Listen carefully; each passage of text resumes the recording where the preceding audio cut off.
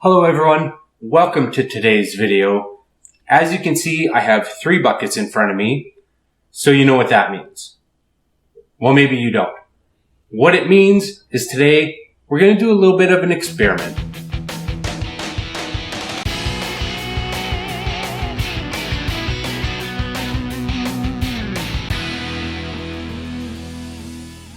Okay.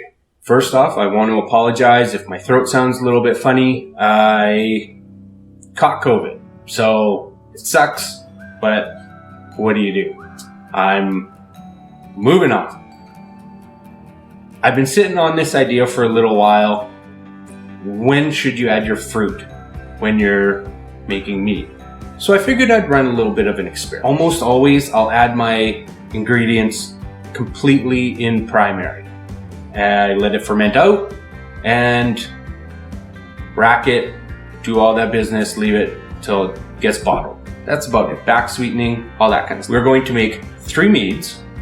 They will basically be all the same, but in one bucket, we're going to have all our fruit in primary.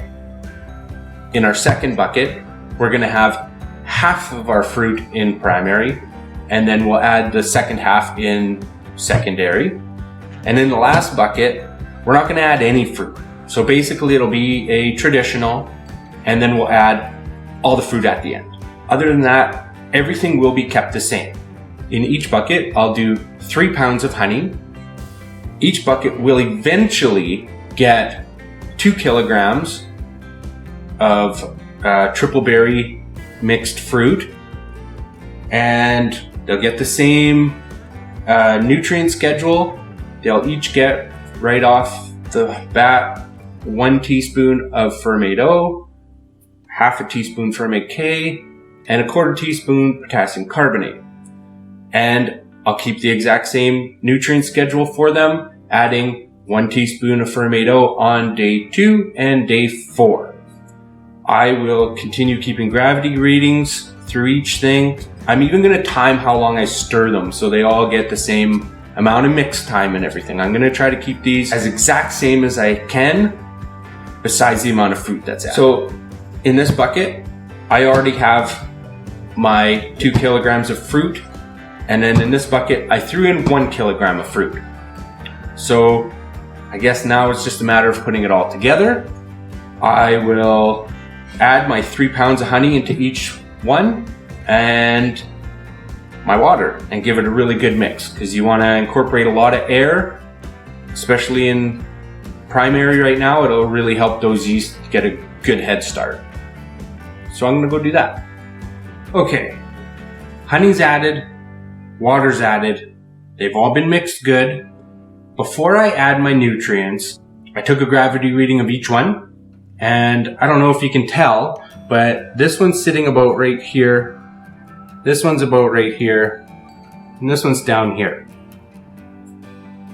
Obviously that's from the fruit juice, because these had fruit sitting in them. And obviously this one had more fruit, so there's more juice, which will change your gravity readings a bit. This one came in at 1.088, 1.086, and 1.084. So not a huge difference, but it's mainly just because that fruit juice dilutes that honey a little bit more. Also, please note that while I was stirring these, I took the fruit out. They are all in a bag, as you can see. As you can see, the fruit's in my little bags, which I prefer. It just makes taking them out of the buckets that much easier. Now, before I add my fruit back into the buckets, I am going to add my nutrients, and I'm also going to be adding 1 full packet of EC1118 yeast for each bucket. So each bucket will get their own pack. Like I said, I'm trying to keep everything the exact same. I will keep notes on this as we go, things I know, just like I kind of did with the 4 traditionals mead. So yeah, let me add my nutrients and yeast, and I'll be right back. And there we go. Nutrients are all added. fruits added into the ones that get the fruit, and all that's left is to slap some lids and airlocks on these guys. And we're done. Now all I'm going to do is move these just off to the side basically, and every day I'll give them a little swirl.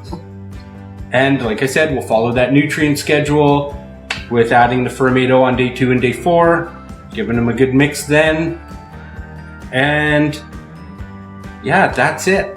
I hope you enjoyed today's video. Do you guys like seeing experiments like this, these side-by-sides?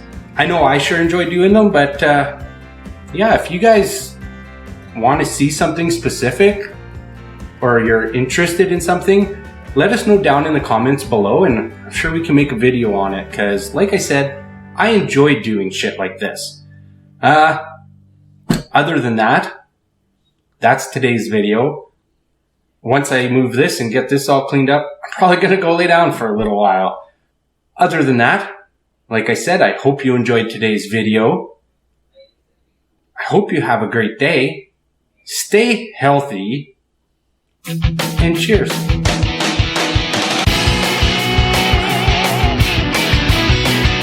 It's good on the throat.